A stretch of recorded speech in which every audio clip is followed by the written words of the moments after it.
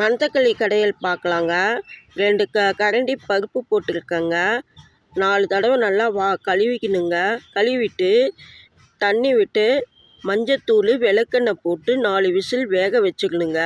இப்போ ஒரு வடை சட்டியில் 2 குழி கரண்டி எண்ணெய் விட்டுக்கலாங்க. இப்போ பூண்டு போட்டுக்கலாங்க. மெலிசாக அரிஞ்சது 4 பல். நல்லா வதக்கிக்கணுங்க. இதில் சின்ன வெங்காயமும் பெரிய வெங்காயமும் அரிஞ்சு போட்டிருக்கேங்க. நல்லா வதக்கிக்கணுங்க.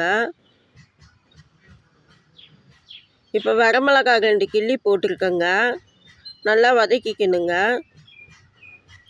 தக்காளி பழம் 2 பழம் போட்டிருக்கேன்.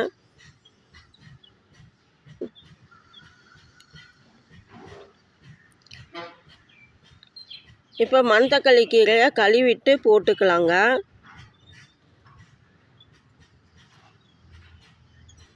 நல்லா வேக வைக்கலாங்க. வெந்ததும் அது கடைஞ்சி வச்சுருக்க பருப்பில் போட்டுக்கலாங்க.